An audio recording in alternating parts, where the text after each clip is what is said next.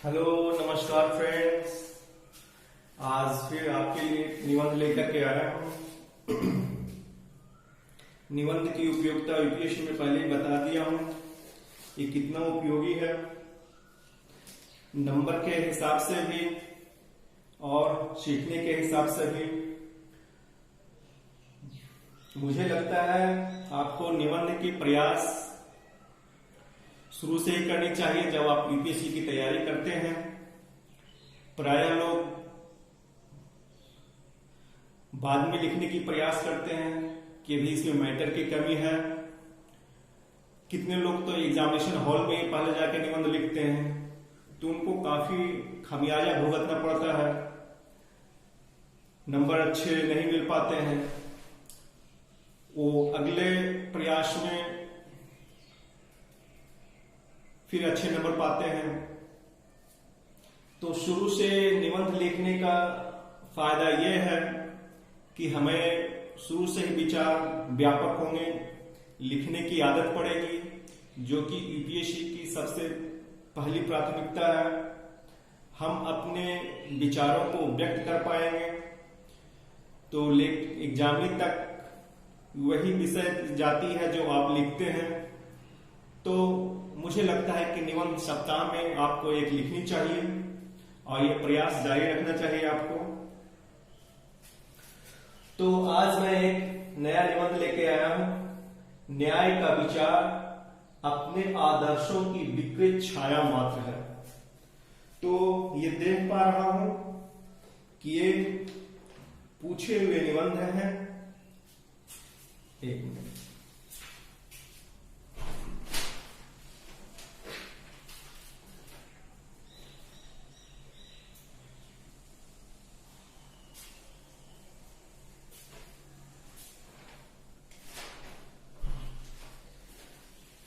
Sorry बच्चों। तो ये पूछे हुए निबंध हैं और इसी तरह के निबंध पूछते आए हैं। तो हम देखते हैं कि इसे कैसे लिखा जाए। तो हम पहले इस पे चर्चा कर चुके हैं कि इसके 3 पार्ट्स होते हैं। तो उसमें है कि पहला प्रस्तावना, दूसरा मुख्यांश और निष्कर्ष। तो मुख्यांश मुझे ज्यादा उसमें शब्द लिखने पड़ते हैं। तो मुख्यांश के विचार को हमने पॉइंट्स में देख लिए हैं कि इसमें कौन कौन से विचार के बिंदु हैं, उसको हम आगे विश्लेषण कर लेंगे। तो हम शुरुआत करते हैं। न्याय का विचार अपने आदर्श की एक विकृत छाया मात्र है। इसे हम प्रस्तावना को 2 तरह से शुरुआत कर सकते हैं। एक तो शेक्सपियर की लाइन है जो उसने लिखी है, वेनिस का न्याय, उसके द्वारा, जिसमें कि एग्रीमेंट किया जाता है कि आपके धन के बदले मैं कुछ आपके मांस का टुकड़ा ले लूंगा, लेकिन न्याय के लिए जब जाता है तो वो न्यायाधीश परिस्थिति को देखते हुए कहता है कि ठीक है, आप मांस का टुकड़ा इसे निकाल लो, लेकिन आप एक भी कतरा खून नहीं निकलना चाहिए।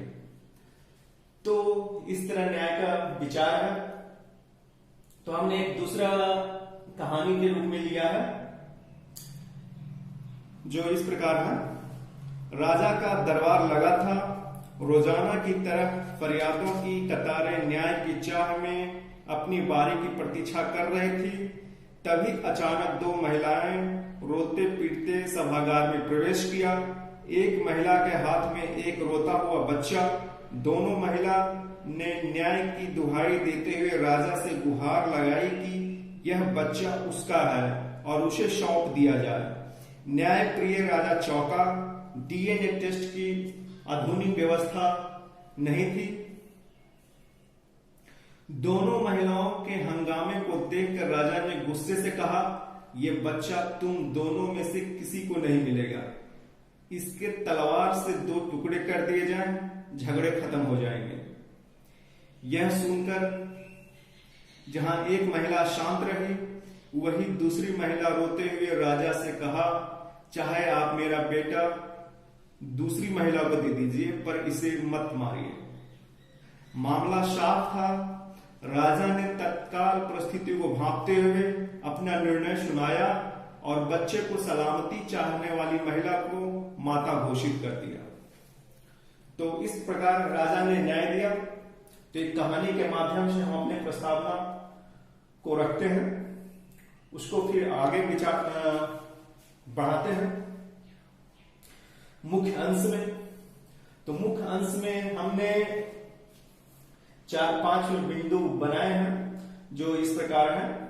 प्राचीन विचारक प्लेटो में वर्णित न्याय की अवधारणा, परंपरागत रूप से न्याय की अवधारणा।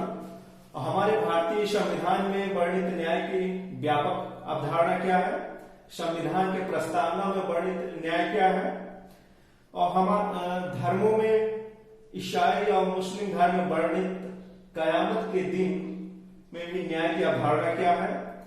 जैसे कि हिंदू धर्म में है, भगवान के घर देर है अंधेर नहीं। ये सब सारे न्याय की भावनाएं प्रचलित है, विचार। तो हम पहले पॉइंट लेते हैं, प्राचीन विचारक प्लेटो वर्णित न्याय की अवधारणा। विचारकों में सबसे पहले प्लेटो ने विचार में न्याय की अवधारणा देखने को मिलता है। प्लेटो के अनुसार न्याय गुण है, यह मानव का आंतरिक गुण है। मनुष्य में विवेक, साहस और संयम जैसे गुण है। मानव को अपने श्रेष्ठ गुणों के अनुसार योगदान करना ही न्याय है। यह प्लेटो का न्याय है। लेकिन प्लेटो का यह न्याय संबंधित विचार पूर्ण नहीं है। न्याय की प्लेटोवादी विचार से मानव को पूर्ण विकास के अवसर प्राप्त नहीं होते हैं। प्लेटो के इस विचार से समाज में वर्ग विषमता का निर्माण होता है। मानव राज्य की साधन मात्र बनकर रह जाता है। तो देखते हैं कि प्लेटो के न्याय संबंधित विचार पे उत्तरवर्ती विचारक आलोचना करते हैं और न्याय की अवधारणा का विकास होता है। इसी तरह अब हमें आधुनिक न्याय की अवधारणा हमें भारतीय संविधान में मिलता है। तो भारतीय संविधान में वर्णित न्याय का आदर्श एक व्यापक आदर्श है, जिसमें विधिक न्याय, सामाजिक न्याय, आर्थिक न्याय, राजनीतिक न्याय, पारिवारिक न्याय, अंतरराष्ट्रीय न्याय की भी परिकल्पना किया गया है। जिसमें विधिक न्याय के अंतर्गत सभी नागरिकों को विधि की सहायता उपलब्ध है, लेकिन यह व्यवहार में विधिक न्याय प्रतीत नहीं होता है। जिसे हम प्राय समाचार में पढ़ने को मिलता है कि साक्ष्य के अभाव में अभियुक्त को बरी कर दिया गया, जिससे पीड़ितों को संतोष नहीं मिलता है और विधिक न्याय में विश्वास कमजोर होता है। इसी तरह हमारे प्रस्तावना में भी सामाजिक, आर्थिक न्याय, राजनीतिक न्याय के लक्ष्य रखे गए हैं, लेकिन व्यवहार में सामाजिक न्याय से वंचित वर्ग, अनुसूचित जाति, अनुसूचित जनजाति, ओबीसी, अल्पसंख्यक, महिलाएं, बच्चे, वरिष्ठ नागरिक, विकलांग, ट्रांसजेंडर आदि के समावेश एवं विकास हेतु ढेरों सरकारी व गैर सरकारी प्रयास जारी है। पर सच तो यह है कि इन वर्गों की दशा अभी भी बहुत बेहतर नहीं हो पाई है। सफाई कर्मचारियों के कल्याण के बरबख्श मैला ढोने की प्रथा अभी भी खत्म नहीं हो सकी है। स्त्रियों के भ्रूण हत्या, यौन शोषण, दहेज, कार्यस्थल पर यौन शोषण, घरेलू हिंसा, बाल विवाह जैसी कुप्रथा समस्याएं अभी भी जारी है। विधायिका में महिलाओं के आरक्षण का प्रस्तावित मुद्दा अभी भी विचारणीय है। परिवार से लेकर बाहर तक स्त्री गैरों से ही नहीं, अपनों से भी शोषित और पीड़ित होती रही है। अभी भी देश के अलग अलग कोने से दलित उत्पीड़न, सामाजिक दंगे, बच्चों का उत्पीड़न, विकलांगों से उपेक्षापूर्ण व्यवहार के समाचार आते रहते हैं। इस तरह संविधान के मूल्य, कर्तव्य और राज्य के नीति निर्देशक तत्वों में वर्णित सामाजिक न्याय का आदर्श विकृत प्रतीत होता है। आगे हमारी प्रस्तावना में भी इसे लक्षित किया गया है, जो इस प्रकार है। प्रस्तावना में वर्णित राजनीतिक न्याय के आदर्श को पाने के लिए संविधान में शक्ति प्रदान की गई है, लेकिन अभी भी स्वतंत्र और निष्पक्ष चुनाव, उम्मीदवारों की सुरक्षा, अनुचित चुनाव हथकंडे के तौर तरीके से मुक्ति, बिना राजनीतिक न्याय पाने का आदर्श धुंधला प्रतीत होता है। यह सामाजिक न्याय है। इसी तरह आर्थिक न्याय प्रस्तावना भी है, जिसमें कि आदर्श को पाने में अभी बहुत ही अक्षम प्रतीत होता है। जो प्रस्तावना में वर्णित आर्थिक न्याय का आदर्श पाना अभी भी सपना लगता है। जनता की हर हाथ को काम, हर पेट को रोटी नहीं मिल जाती। सरकार द्वारा मनरेगा, खाद्य सुरक्षा और जनधन जैसी विशाल कल्याणकारी योजनाएं के माध्यम से देश में आर्थिक न्याय लाने की कोशिश जारी है, पर अभी भी गरीबी हटाओ जैसे नारे प्रासंगिक है। इससे पता चलता है कि देश में कितनी गरीबी और विषमता है, जो कि आर्थिक न्याय के बाधा है। सभी को उन्नति का समान अवसर अभी भी उपलब्ध नहीं कराया जा सका है, क्योंकि शिक्षा का अधिकार मिलने के बावजूद अभी भी जनसंख्या के बड़े वर्ग को शैक्षिक व स्वास्थ्य संबंधी दशा खस्ताहाल है। अब धार्मिक विचारों में देखते हैं किस तरह से न्याय के परिकल्पना की गई है। जैसा कि न्याय के विचार की धारणा इतना मजबूत है कि ईसाई और मुस्लिम धर्म में कयामत के दिन न्याय की अवधारणा प्रचलित है।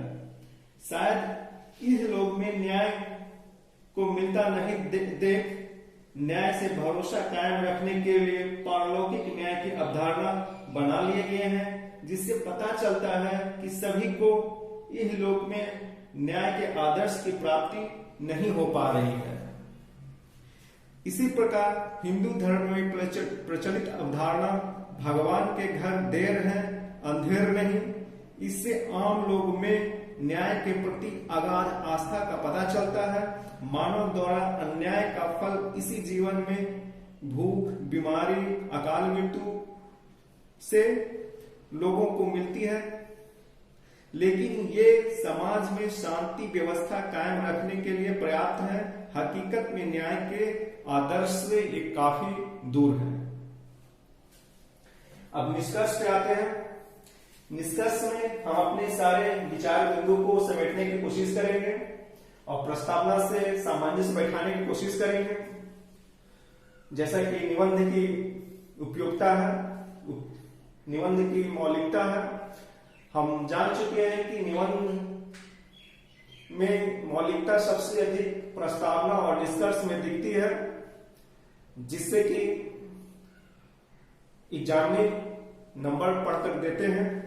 तो हम एक अच्छा निष्कर्ष बनाने का प्रयास करते हैं।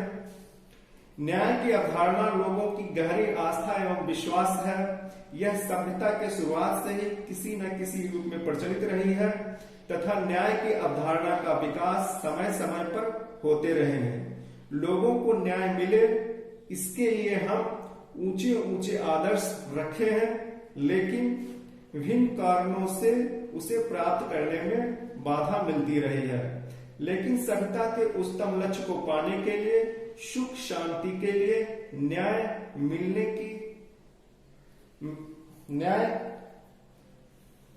की अवधारणा आवश्यक है।